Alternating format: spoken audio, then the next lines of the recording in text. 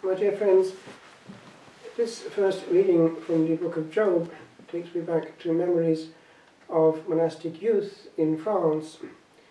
In the Carthusian regime there was the weekly walk, and one day we were on that walk, and the one who in monastic terms is referred to as one's guardian angel, because when one enters one is given an elder brother, not yes, a priest, who informs you on how things are done. He's now procurator in Valsade. Anyway, he came out with this out of the blue. Of all the books of the Old Testament, it is the book of Job that pleases me most. I thought, strange, maybe he's got the blues. But I thought to myself, and I read to myself, actually I see what he's saying.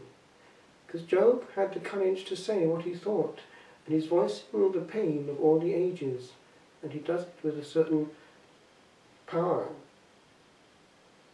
And also, the author, say what you like, is a very good poet. As you were reading, I was following the words, and it says things in a very memorable way.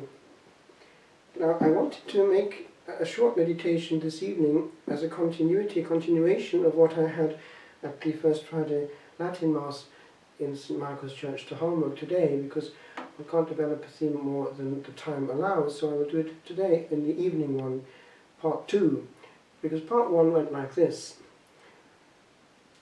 The gospel in question, it was the old rite, was that about fearing the one who can destroy both soul and body in Gehenna.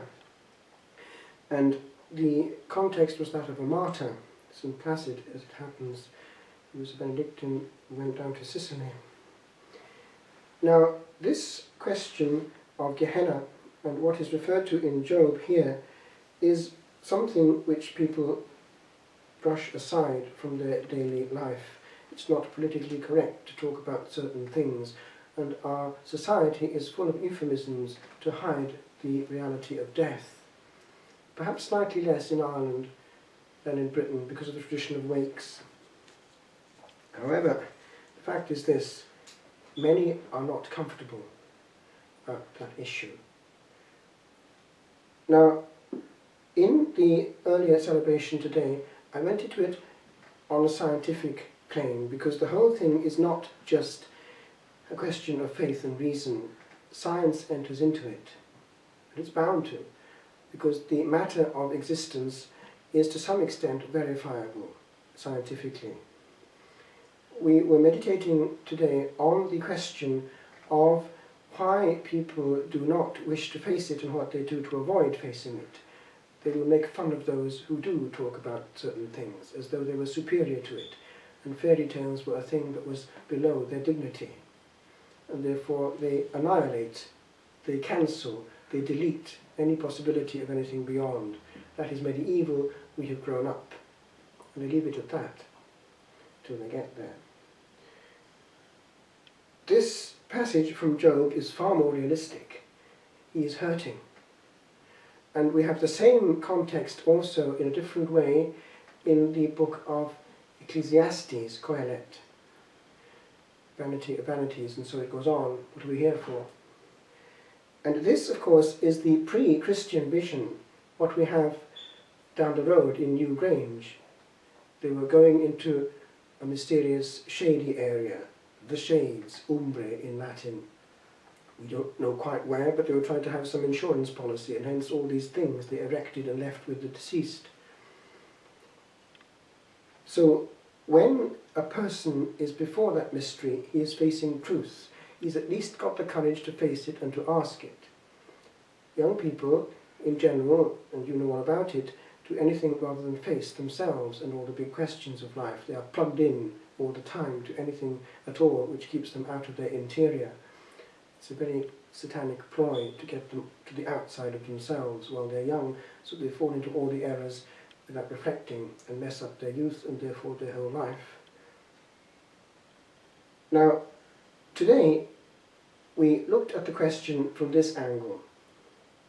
Science by now has had to abdicate on this question, whereas before the scientists were somewhat confident and self-assured and would talk about the fact that the brain is the organ of the interior life and therefore of the soul. And once the brain does not function, the presumption is that the soul does not either. Hence they would in that way cancel the reality. The whole basis of the concept of materialism in the communist bloc is that we are material. But recent science has had to pause and express its puzzlement, because it's not quite so simple even for them.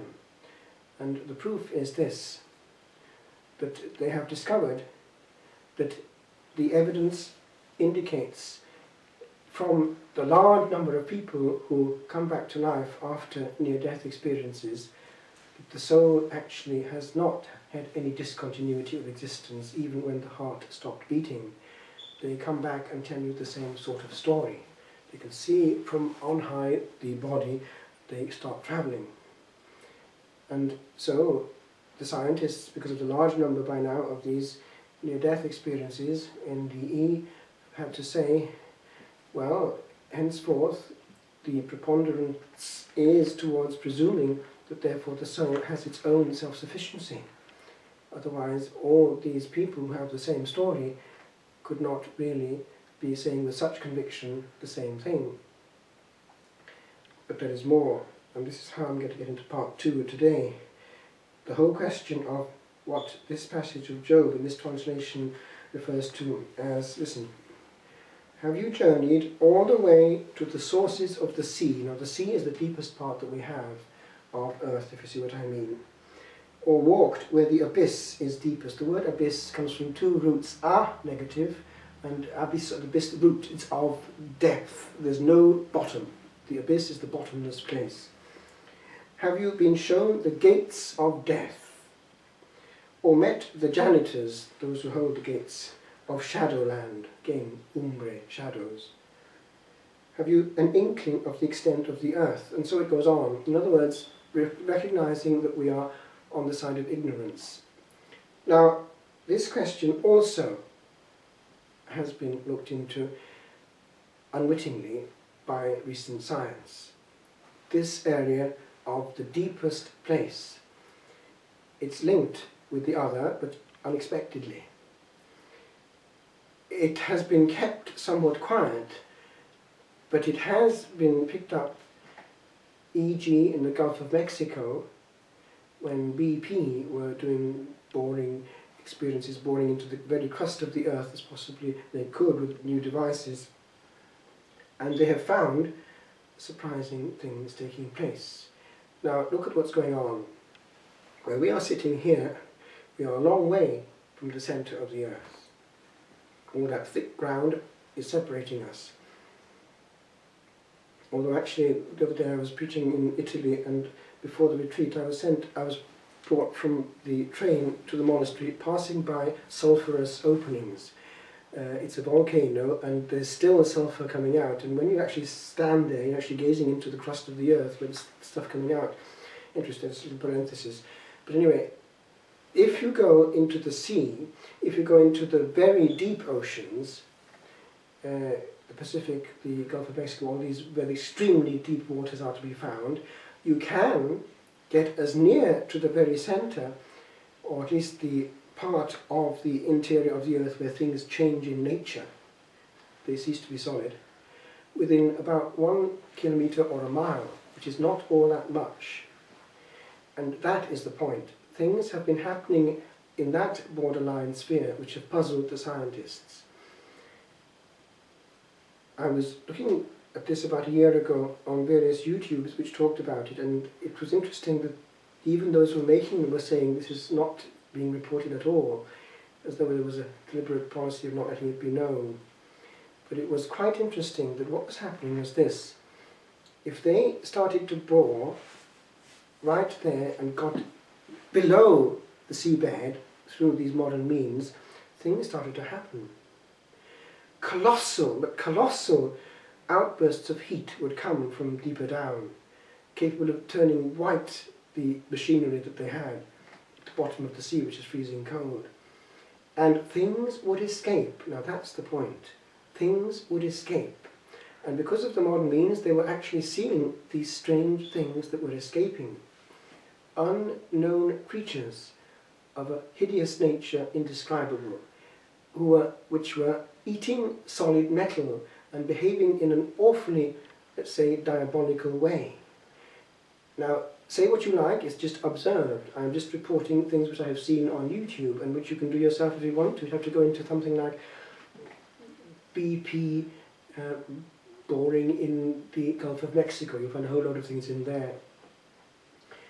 And what happens on that level is this.